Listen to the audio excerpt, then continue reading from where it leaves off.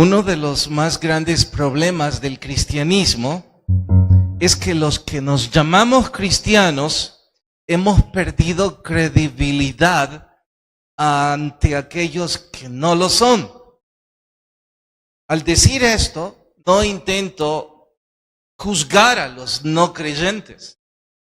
Literalmente es una crítica contra mí mismo, en primer lugar. En segundo lugar, es una crítica del testimonio que como iglesia podemos dar ante otros. Y estoy convencido que una de las razones por las que más nuestra credibilidad se pone en duda es por la forma en cómo administramos el dinero. Y no estoy refiriéndome a lo que la iglesia como institución hace con el dinero, con sus diezmos, sus ofrendas. Aunque eso también es importante, desde luego. Pero esta vez yo no estoy hablando de eso. Yo estoy hablando de la manera en cómo usted y yo administramos lo poco o lo mucho de nuestro dinero.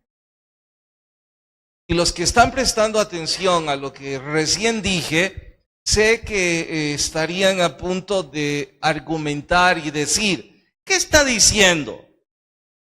¿Que mi cristianismo se pone en duda por la manera en cómo yo manejo mi dinero? Es mi dinero, puedo hacer lo que yo quiera con mi dinero. Y los demás no tendrían que juzgar mi cristianismo por mi dinero. Bueno, voy a repetirlo. La manera en cómo usted o yo manejamos lo poco o lo mucho de nuestras finanzas, eso afecta en forma directa la credibilidad de nuestra fe.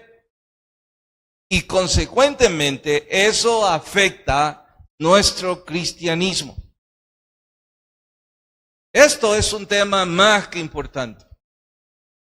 No dije el dinero, dije cómo administramos nuestro dinero. Si lo que hasta este momento he dicho no les parece suficiente, citaré bases bíblicas que creo usted o yo no podemos argumentar más nada.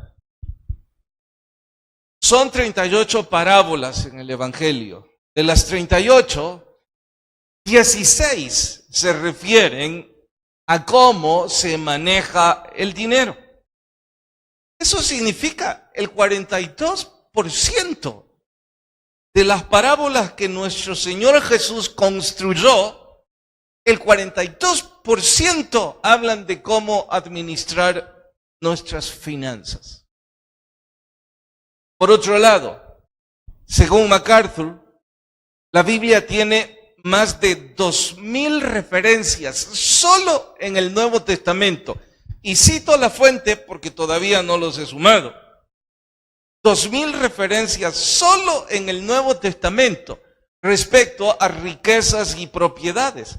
Esto es el doble de las referencias a la fe y a la oración.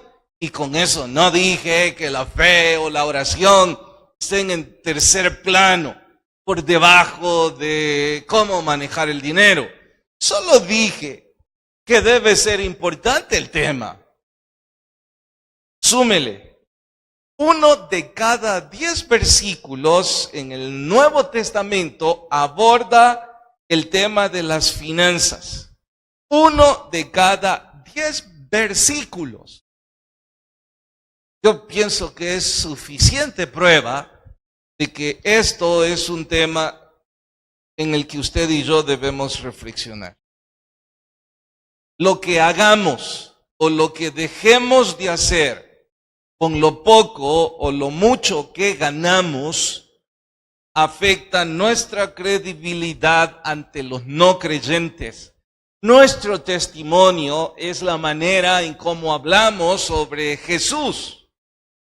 Y si eso afecta entonces nuestro cristianismo. Hice referencia al Nuevo Testamento, pero el libro de los Proverbios repetidas veces insiste sobre eso. De hecho, los capítulos que ahora vamos a estudiar, hay 7 o 10 de los versículos que en forma directa atañen esto. Y en forma indirecta diría otros 10. Eso y más hace que nuestro sermón de hoy se titule: el problema no es cuánto gano. Hay que descubrir cuál es el problema. Proverbios capítulo 21. El problema no es cuánto gano. Capítulo 21, libro de los Proverbios. ¿Lo encontraron? Vamos a los versículos que les iré citando. Empezamos con el verso 5. Les ruego si se ponen de pie, así me indican que ya encontraron la cita. Si no la han hallado, se quedan sentados y yo los espero. Capítulo 21, versículo 5. Bien. Los pensamientos del diligente ciertamente tienden a la abundancia, mas todo el que se apresura alocadamente de cierto va a la pobreza. Noten cómo está refiriéndose al uso del dinero. Dice que los que diligentemente lo administran van a tener abundancia, pero que los que hacen alocadamente van a ir a la pobreza. Vayan al verso 12. Considera el justo la causa del impío. Como estoy en el 21, 12. ¿Sí me van siguiendo bien? Cómo los impíos son trastornados por el mal. Verso 17. Hombre necesitado será el que ama el deleite. Pero el que ama el vino y los ungüentos no se enriquecerá. Ahora está diciendo que el que ama los placeres y los vicios va a estar necesitado. Y que el que ama el vino va a empobrecer. Por cierto, y como paréntesis, el domingo nos corresponde estudiar Proverbios del alcohólico. Si usted tiene amigos o familiares que padecen la enfermedad, les sugiero les traiga. Versículo 20. Tesoro precioso y aceite hay en la casa del sabio, mas el hombre insensato todo lo disipa. Vamos a leer hasta ahí. Oremos. Señor, ellos no necesitan escucharme. Con mucha vergüenza me doy cuenta que ellos van a perder su tiempo en venir si no obras un milagro, Señor. Ellos y yo necesitamos escuchar tu voz y que mientras estudiamos la Biblia, obres la transformación de mis palabras para que ellos y yo escuchemos las tuyas.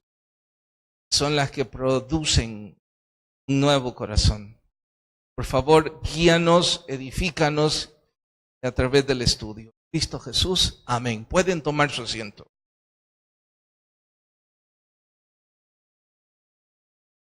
El dinero por sí solo no es malo. He de repetirlo. El dinero por sí solo no es malo. Tampoco es bueno. ¿Y qué es entonces? Ni una ni otra cosa. De la misma manera que un arma no es buena y tampoco es mala. Todo depende del corazón de quien lo administra. Un arma en manos de una persona equilibrada, justa y entrenada es seguridad. Un arma manos de un delincuente es un peligro horrendo. El problema no es el arma, como tampoco el dinero es un problema. Así es que podemos establecer pobreza o abundancia no es bueno ni es malo. El asunto es cómo manejamos ya sea la pobreza o la riqueza. Y sé que ahora algunos me dirán, ¿qué está diciendo? ¿Que la pobreza no es mala? Yo con gusto cambio la riqueza por la pobreza. Voy a repetirlo. El problema está en el corazón de las personas. Y si alguna vez usted ha ansiado las riquezas, escuche esto. ¿Usted piensa que la pobreza es una desventaja, una desventura? Y lo que es peor, alguna vez quizá pensó que Dios se ha olvidado de usted. ¿Qué hace usted con el versículo donde Jesús dijo, es más fácil que un camello entre por el ojo de la aguja a que un rico entre al reino de Dios? ¿Quién es el que tiene la desventura? ¿El que tiene la abundancia o el que tiene la pobreza? Entonces, si tuviéramos que decirlo de forma radical, ¿qué es preferible? ¿Abundancia o pobreza? Vamos, les vuelvo a preguntar. ¿Qué es preferible desde ese punto de vista, desde ese versículo? ¿Pobreza o riqueza? Algunos no tienen valor de abrir la boca porque odian la pobreza y aman la riqueza. Aunque no la tengan, la buscan.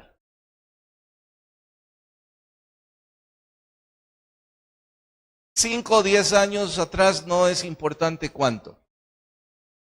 Por cuestión de negocios de la iglesia, conocí a una señora con mucho dinero, literalmente millonaria. Ella, no sé si vive aún, ya tenía 65 o 70 años para entonces, cristiana de casi toda su vida. Mientras hablábamos del negocio involucrado, ella me preguntó sobre mi trabajo, me pidió un CD porque la negociación iba a durar ratos, escuchó el estudio, una de esas veces para mi sorpresa vino a la iglesia. Pasaron semanas y en la siguiente reunión ella me dijo, mire, yo quiero pedirle un favor que no le va a parecer usual. Mis hijos, intenté criarlos en el Evangelio, pero ellos no conocen a Jesús, van al infierno. Y se quebró su corazón, derramó lágrimas. Cada vez que yo intento hablarles del Evangelio, me salen con tantos argumentos académicos. Empiezan desde el Génesis sobre una teoría que a saber cuál es, me dijo. Y terminan hasta versos que yo no he oído antes. Yo fui a su iglesia porque creo, me dijo, su edad y porque ustedes estudian la Biblia versículo a versículo. Mis hijos se podrían interesar. ¿Qué le parece si yo hago una reunión en mi casa? Es reunión de familia, ellos vienen porque soy la mamá y soy la que firma todo. Entonces, después de comer, les digo que invité a un amigo que quiere hablar de la Biblia y usted les habla. Desde aquí hasta que Cristo venga, me dijo. Yo sonreí, le dije, es un honor grande el que me hace, pero no puedo, mis obligaciones como pastor. Siento un poco de carga, le dije, no por el contexto de lo que me está hablando, sino porque quizás el Señor quiere que les hable de Jesús a ellos, que difícilmente van a ir a la iglesia. No, me dijo, ni siquiera conocen abajo el Salvador del mundo. Bueno, puedo hacerlo 4 semanas. Puedo ir 4 noches y creo que en 4 ocasiones puedo presentarles el plan de la salvación. Lo hice. 3 de ellos recibieron a Jesús. La tercera noche, uno de ellos me dijo, por favor, sáqueme de este tormento. explíqueme que yo no puedo entrar al reino de Dios. Y empezó a llorar. Yo le pregunté, ¿de qué está hablando? Él abrió la Biblia y me enseñó el versículo. Un rico no puede entrar al reino, así como el ojo de la aguja. Toda mi vida me he sentido atormentado. No le quiero parecer jactancioso. Usted sabe, familia rica. Yo le expliqué en qué consistía. De hecho, de los 3 que se convirtieron, él fue uno de los que se bautizó. Porque la 4ª noche yo les hablé sobre el bautismo en agua. Yo no sé si hice bien o mal, pero en ese entonces la iglesia bautizaba en Apulo. Entonces yo les hablé la última noche sobre el bautizo, les dije que iba, y él muy entusiasmado me dijo, yo quiero bautizarme. ¿Y por qué no usamos esa cita de Felipe y el etíope? Y aquí está la piscina, me dijo, bautícenos ya. Y en efecto, tenían una hermosa piscina. Yo poniendo una prueba extra en mi locura de fe. No, porque yo solo bautizo en Apulo. Yo pensé, tal vez esto sirve para que luego se enamoren del evangelio y pues. Bueno, él fue a Apulo. Sonreía yo ese día porque me dijo, yo no sé cómo voy a parar hasta aquí. Se bautizó. Me contó, 34 años me han hecho llorar. Empleados de mi mamá cada vez que citaban ese versículo. Ellos no saben que yo he llorado. Y durante 34 años me creí en el infierno. Así es que después de escuchar a alguien, el testimonio de alguien de riquezas, yo una vez más diría, extraña filosofía la de algunos cristianos que piensan que la riqueza está por encima de la pobreza. Pero bueno, ya dije que el problema no es lo poco o lo mucho. Y si hablamos a nuestro entorno, aunque yo no conozco vuestra condición socioeconómica, pero si hago eco de que los que son ricos no conocen del Salvador del mundo para abajo, difícilmente usted está en esa condición, igual que yo. Así es que parece que nuestro problema no va a ser riqueza, y hay varios de ustedes felices porque están diciendo, entonces yo sí voy al cielo porque yo no estoy ahí. No se equivoque. Ya le dije antes, ni una ni otra cosa es el problema. Entonces, ¿cuál es el problema? El versículo 5, el 17 y el 20 lo demuestran. Yo voy a volver a leerlo y les desafío. Saquen ustedes la palabra clave, la palabra que explique cada versículo por sí sola, una sola palabra. Pero ¿saben qué? No los lean aún, lo vamos a hacer un poco más dinámico porque tiempo creo que no va a ser mi amigo esta vez. De mi mano derecha hasta acá, el versículo 5. Busquen ya la palabra clave. Este módulo que es el más grande, busquen el 17. Y desde aquí para allá, el 20. Rápido, léanlo y díganme la palabra clave cuando yo se los pida. ¿Cuál es la palabra que explica todo el verso? Pueden haber varias, claro, pero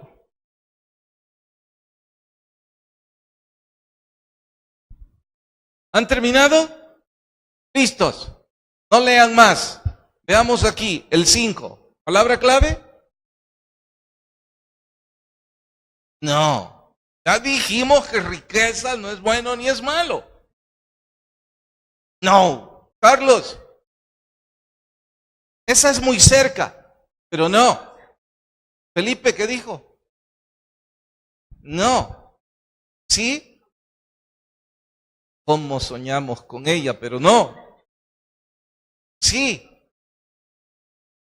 no me sorprende que no la hayan encontrado. Atiendan, las palabras claves en el versículo 5 eran alocadamente. Y la otra era abundancia versus, bueno, así me la dijeron, ¿verdad? Diligente me la dijo Carlos. Ok, ¿qué está diciendo ese versículo en resumen? Que los que manejan su dinero sin diligencia y alocadamente van a caer en pobreza y vuestro testimonio les va a hacer perder credibilidad de vuestra fe, porque la manera en cómo nosotros manejamos el dinero que ganamos, sea poco o sea mucho, habla sobre nuestra fe. Entonces, si usted es una persona negligente y alocada, usted es una persona que está poniendo en tela de duda su fe. ¿Me di a entender? ¿Claros o no claros? ¿Y a quién le importa que yo sea loco con mi dinero? Es su testimonio. Los cristianos ya no podemos decir, ¿qué me importa lo que los otros piensen? Nosotros hablamos de Cristo a través de nuestra vida, ¿no es cierto? Entonces, si somos alocados y negligentes con lo poco o lo mucho, nuestro testimonio está yendo a la deriva. Versículo 17. Perdón. Diga, ama, llamar. No. Así sola la palabra, no. Necesidad sola no. Aidecita, gríteme. Eso sí, amor al deleite es la primera frase. ¿Y la otra? Amor a la bebida. Entonces, el amor al deleite, ¿qué va a provocar? Necesidad. Y el amor a la bebida, ahí dice, ¿qué va a provocar? Pobreza. Bueno, ahora vamos para acá. A ustedes les correspondía el 20, las palabras. ¿Sabio qué? No, sola la palabra no. El sabio ahorra. Exactamente. ¿Y cuál es el contraste? El necio disipa. Oigan, les he demostrado con 3 versículos, pero tengo 10 más. El problema es la mala administración de nuestras finanzas. Derroche de dinero, involucramiento en deleites, vicios, negligencia, decisiones alocadas, falta de ahorro. Todo eso es una mala administración del dinero. Ahora pregúntese si usted no está, porque cuando hablé del rico nadie estaba. Ahora usted júzguese a sí mismo si no es alocado, si no es derrochador. Les diré la manera en cómo ustedes pueden comprobar si ustedes están aquí. Porque ¿saben qué? Temo que hay algunos de ustedes, hombre o mujer, que no tienen problemas de dinero, están solventes y que están cómodamente escuchando esto pensando, al fin no me tocó nada a mí en este sermón, porque tengo solvencia económica. ¿De dónde sacó que estar solvente económicamente es tener una buena administración de su dinero ante Dios? ¿De dónde lo sacó? Lo sacó de su patrón de vida antibíblico, extrabíblico. Porque el patrón bíblico dice que nosotros debemos dar cuentas a Dios de nuestro dinero. Ahora, si usted insiste, sí, pero estar solvente es prueba de ello. Revisen su presupuesto. Háganlo mentalmente en este momento. y digan en dónde gastan, invierten o derrochan más dinero. Es más, pongan todo el dinero que han gastado en placeres, deleites, comidas, fiestas, paseos en los últimos 2 meses. Deportes. Sumen todo ese dinero. Y ahora, respóndanse a sí mismos. Si después de haber gastado todo ese dinero, ustedes pueden decirle al Señor que ustedes administraron bien su dinero delante de Dios. Y si dicen que sí, desen un aplauso. Pero si todo ese dinero muestra que usted pensó solo en sí mismo, repruébese a sí mismo. Es disipador. Hay otra manera en cómo pueden hacer la prueba. Revisen el estado de cuenta de sus tarjetas de crédito. Háganlo mañana. Oren al Señor y como una prueba, díganse a sí mismos, voy a poner en práctica el estudio de anoche. Voy a tomar el estado de cuentas y voy a revisar en la tarjeta de crédito todas las cosas que yo pude no gastar, que sirvieron para puros deleites y sirvieron para puro placer, porque soy solvente. Y después de revisar todo eso, ahí está su corazón. Ahora, si lejos de estar solvente, usted usó la tarjeta de crédito endeudándose para disfrutar lo que no era suyo, usted no tengo nada que decirle. Ya usted sabe de sobra si es un alocado, una alocada, disipador, etcétera, etcétera. Cuando ustedes descubran, al hacer este ensayo, dónde está su corazón, en lo que más gastaron, entonces descubrirán por qué no tienen pasión para involucrarse y servir a otros. Entonces descubrirán por qué no tienen pasión para servir en nada. Entonces descubrirán por qué se irritan con el asunto del dinero, con su esposa o con su esposo. Entonces descubrirán que su vida, en cuanto a administrar el dinero, tiene mucho que desear.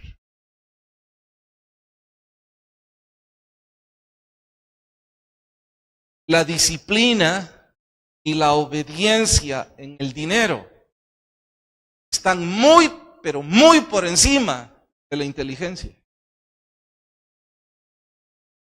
Y si no somos disciplinados y obedientes ante nuestros principios espirituales, no somos inteligentes y menos sabios. Usted piensa, yo he sido inteligente con el asunto del dinero, y algunos, los solventes, hasta pueden decir, yo he sido sabio, he sido sabia. Pregunte si ha sido obediente. Y entonces descubrirá, no es así. Cerrando el primer punto, les invito, y me invito solo, en la discreción y privacidad de nuestra oración, hagamos un presupuesto. Creo que ya lo tienen la mayoría. Ahora, vuélvalo a hacer, pero tomando en cuenta todo lo que ha leído en este capítulo esta noche. Y entonces pregúntele al Señor, porque el siguiente punto tiene que ver con lo que el famoso predicador Platt dice sobre los puntos ciegos. ¿Qué es eso? Vayan al capítulo 21, verso 26 ahora. 21, 26. ¿Listos? Hay quien todo el día codicia, pero el justo da y no detiene su mano. Pero para dar tuvo que tener. ¿Y el que todo el día pasa codiciando? Sigamos. Versículo 1, capítulo 22. De más estima es el buen nombre que ¿qué cosa? Y la buena fama más que plata y oro. El rico y el pobre se encuentran. A ambos los hizo Jehová. Versículo 7. El rico se enseñorea de los pobres, el que toma prestado es siervo del que presta. Versículo 10. Echa fuera al burlador. No, este no tiene nada que ver. Verso 16. El que oprime al pobre para aumentar sus ganancias o que da al rico, ciertamente se empobrecerá. Versículo 22. No robes al pobre porque es pobre. Versículo 27. Si no tuvieres para pagar, ¿por qué te han de quitar la cama? Bueno, hablemos sobre puntos ciegos. ¿Qué es puntos ciegos en nuestra vida según David Platt? Él dice que son aspectos que necesitamos descubrir y aceptar. Están tan ocultos para nosotros que no creemos que debemos hacer cambios. De hecho, ¿saben? Los que están solventes, si revisan bíblicamente y en oración lo que hemos visto esta noche, ustedes descubrirán que pueden estar enredados en que la administración del dinero es un punto ciego para usted. ¿Por qué lo dice, pastor? Porque nunca lo vio desde aquí. Inconscientemente, él pensó que ese no era un problema en su vida. Entonces, este predicador dice que por eso son puntos ciegos, que nosotros los pasamos por alto. No sé si a propósito o inconscientemente, pero los pasamos por alto. Y como los pasamos por alto, no creemos que son un problema para nosotros y no tomamos medidas correctivas porque no los vemos. Es irónico porque según él, las demás personas sí lo notan. Les citaré otro ejemplo de un punto ciego. ¿Conocen personas llenas de avaricia? Me refiero a los que nosotros decimos tacaños. ¿Conocen personas tacañas? ¿Todos tienen a un conocido tacaño? ¿Sí o no? ¿O no? ¿Tacaño o tacaña? Levanten la mano los que conocen un tacaño o tacaña. Son famosos. Todos conocen uno. Bueno, pregúntenle a ese tacaño si él es tacaño. Usted está loco. Usted está re loco. Y si usted revisa más en el tacaño o la tacaña, usted va a llegar a la conclusión, de veras, este no se cree tacaño. Todos lo creemos tacaño, menos él. Imagine que es ciego. Bueno, eso es un punto ciego. Un punto ciego en muchos de nosotros los cristianos es que creemos que no somos responsables de ayudar a otros que están más necesitados que nosotros. Lo cual, nos guste o no, nos convierte también en tacaños. Ya ve que te creyó que no lo era. Dijeron que conocían a otro, pero no dijeron, yo soy uno. ¿De dónde saca todo eso? Bueno, antes de ampliarlo, debo debo puntualizar. La Biblia no ofrece salvación porque ayudemos a los necesitados, más que a nosotros, a los más necesitados.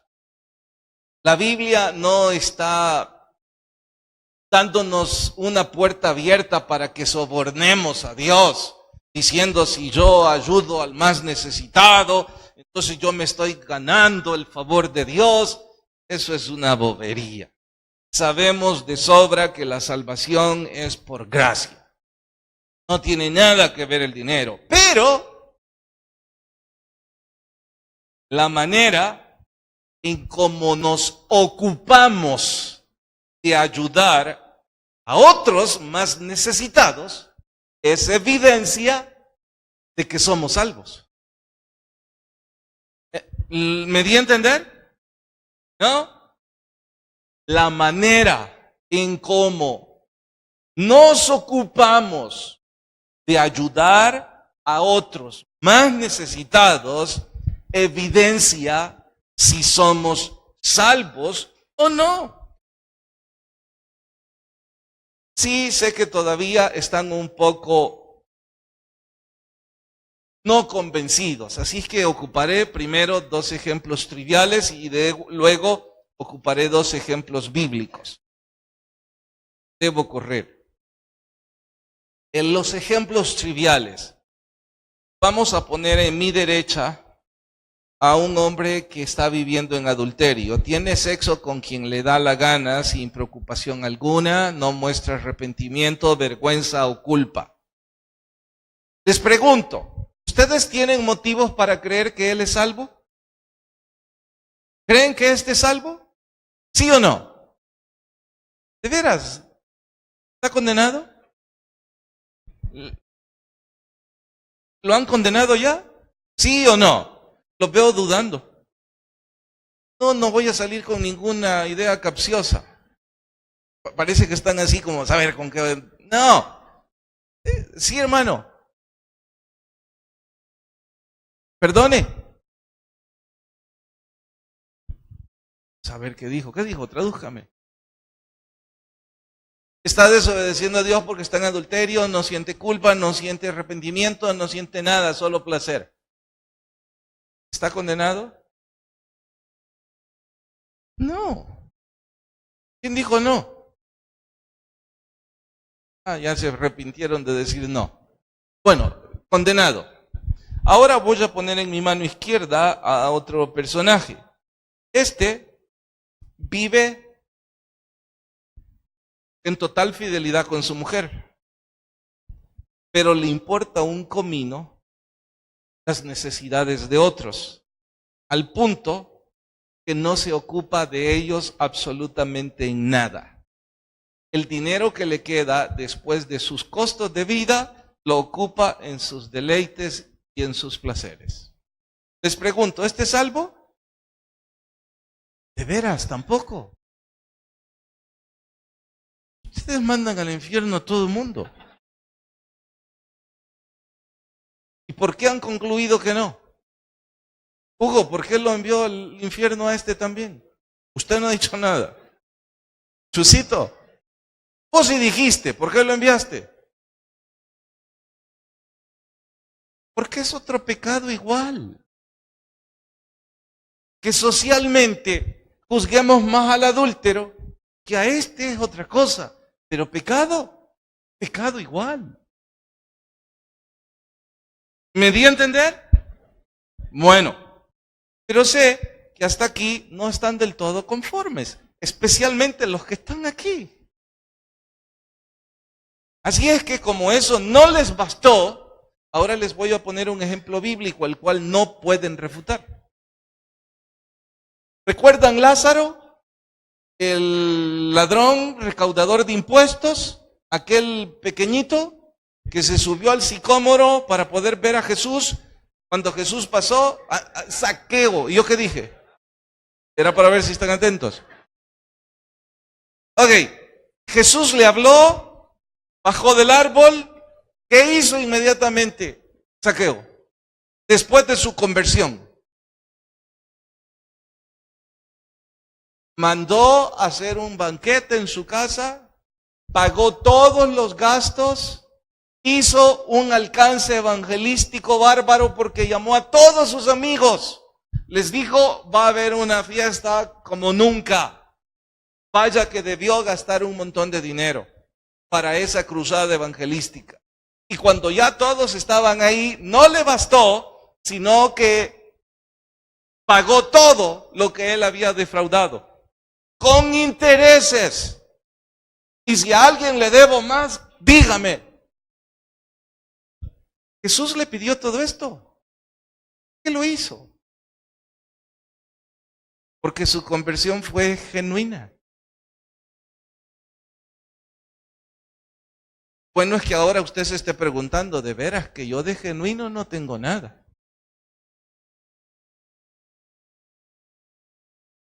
Ahora el siguiente ejemplo.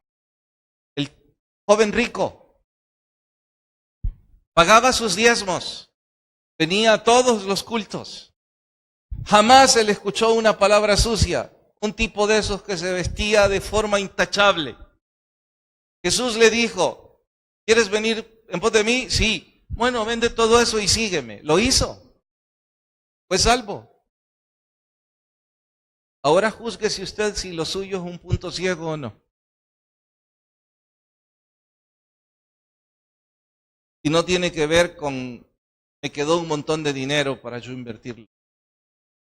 Tiene que ver con el corazón. De hecho, como tiene que ver con el corazón, y Dios me ha estado ministrando a mí mucho mientras leo esto, yo digo, yo tengo que cambiar esto porque es un punto ciego también en mi vida. Yo no estoy ocupado de las necesidades de otros con mi dinero. Con el dinero de la iglesia, sí. Como mi trabajo es administrarlo en función de ministerio, sí, pero pensé que lo mío no. Así que dije, esto es para mí, no es para la iglesia. Y quizás les ayuda a esto. Porque el primer punto, les dije que vayamos a casa y hagamos un examen en nuestro presupuesto y revisemos nuestro corazón. Ahora les voy a dar una idea con la que podemos empezar. Estuve pensando que vamos a hacer, que voy a animarles y a invitarles a que hagamos una venta de garage. Porque yo temo que ustedes y yo tenemos cosas en la casa que ya no ocupamos. Y otras personas las necesitan.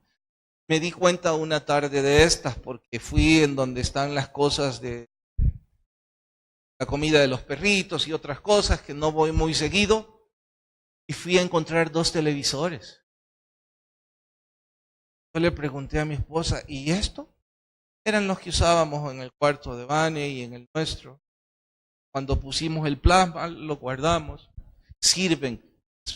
Perfectos. Tienen 2 años de estar ahí. Seguro están llenos de moho. Eso es un pecado.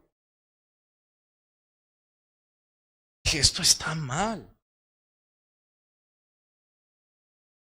Y después eso me empujó, fui al closet, cubrí ropa que ya no uso. Y si usted me está juzgando que hoy me dejé la falda afuera, no es moda, no me queda. Y así como esta tengo otro montón. ¿Qué hace eso ahí si hay gente que lo necesita? Después descubrí que Génesis tiene una mecedora que ya no cabe en ella. Han puesto a una muñeca, a Frozen está ahí en la mecedora. Y hay niños que no tienen una silla. Todo eso es pecado. Así que yo pensé, voy a sacar todo esto, una venta de garage, todo el dinero para las misiones. Así es que les voy a invitar a ustedes que no limpiamos nuestras casas para empezar. Algunos emocionados de veras, otros ya, los que están aquí, los que no quieren oír que son tacaños, los que piensan que un día les van a dar por ese televisor 10 o 20 dólares y que con eso se van a ir a comer una hamburguesa. Yo creo que sí les pueden dar los 10 o los 20 dólares y van a ir a comerse la hamburguesa y les deseo que se indigesten y que les haga mucho daño. Pero eso no está en el bosquejo ni en la Biblia. Último, versículo 27, ya lo leí. Y como ya no tengo tiempo, voy a correr con esto en decir. Somos un país tercermundista. Es un término mal ocupado porque en realidad el término comenzó a usarse después de la Guerra Fría, cuando el bloque occidental y oriental fueron parte de esto, pero ahí fue corriendo y la idea es que los países tercermundistas son aquellos que no estaban en ninguno de esos bloques y que eran subdesarrollados o con pésimas condiciones de desarrollo. Los peores índices de analfabetismo, salud pública, hambre, etcétera, etcétera, etcétera. Y nuestro país está dentro de los países tercermundistas o subdesarrollados. Un país con muchas pobrezas. Aquí viene lo que yo no entiendo. ¿Cómo es posible que en un país tan subdesarrollado, tan analfabeta, con tantas pobrezas y con tantas carencias, los evangélicos, los cristianos evangélicos en este país, seguimos creyendo que el respaldo de Dios en una persona es el respaldo material?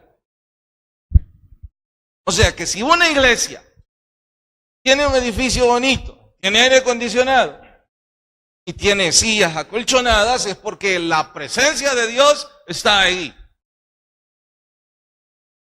¡Qué ridiculez doctrinal! ¡Qué tontería! ¿Qué pensarían nuestros hermanos de China comunista que no tienen ni siquiera una Biblia? Si ellos, alguien, un necio, un charlatán desde un púlpito les dice que el respaldo de Dios está ahí, porque ahí hay abundancia, ellos dirían, Dios nos olvidó, porque nunca leyeron la Biblia. Pero la Biblia no dice nada de eso. De hecho, imaginen, en China comunista cuesta trabajo conseguir una Biblia. Voy a olvidar China comunista, voy a pensar, yo no uso corbata y saco porque nunca la usé. Pero me pregunto si voy a una de las misiones. Y yo sé que si vengo corbata o saco a usted no le va a importar, ni va a pensar bien ni mal. Es parte tal vez de nuestro contexto cultural. Pero si yo voy con saco o corbata a una de las misiones en donde no tienen techo, y yo me pongo a pensar, ¿qué traerá esta gente? ¿Pensarán que eso es el evangelio? Toda esa tontería viene de la doctrina de la prosperidad. Y eso no es bíblico. Después de yo leer este capítulo, yo he sentido temor de cómo debo administrar lo poco o lo mucho que gano.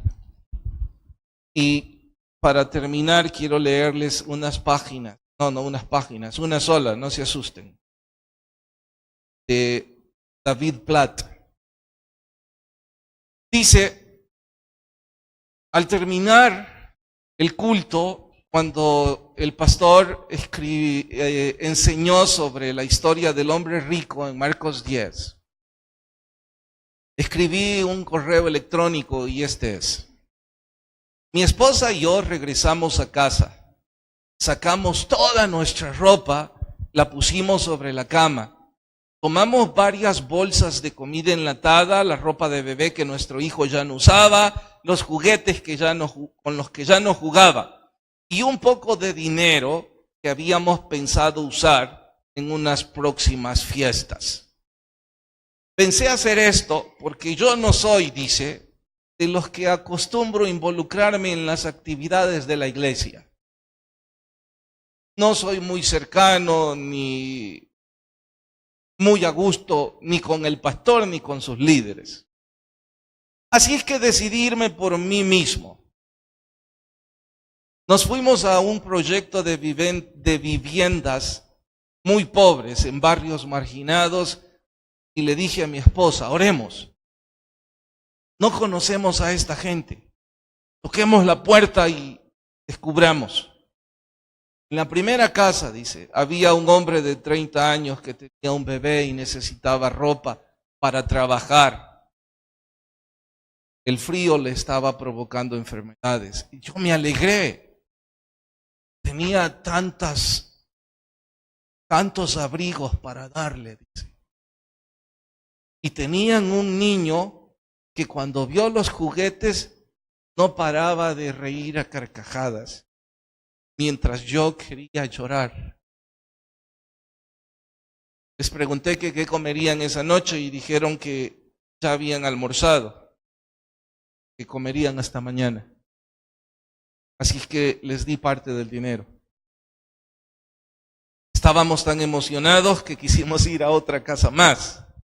Ahí habían 3 niños, menores de 12 años. Ahí les di el televisor, el aparato de video, y mi hijo no sabe que también me llevé la consola de videojuegos. Y ahí no les pregunté si querían comer, les di dinero para comida. Una casa más, una pareja necesitaba ropa, el carro se los iban a quitar, y mi esposa vio a esa esposa, lloró y dijo, dale lo que íbamos a usar para mi ropa. Oramos con cada familia. Les dijimos a las 3 familias que Dios nos había enviado a hacer eso. Que no éramos amigos del pastor y no nos importaba, pero sí éramos amigos del Señor. Me entró una urgencia para hacer esto cada mes, dice. Y desde entonces lo hacemos y estamos buscando oportunidades para servirle a esta gente.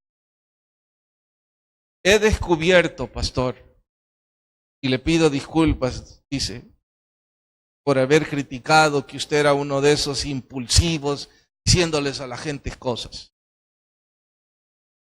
Pero he descubierto que la libertad se encuentra en ser obediente. Disfruto más que nada en mi vida hacer feliz a gente que tiene tanta necesidad. Y como esa hay otras 5 cartas en ese libro.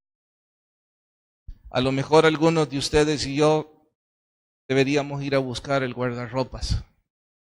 Ya no les queda esa ropa, en serio. Y les va a volver a quedar nunca.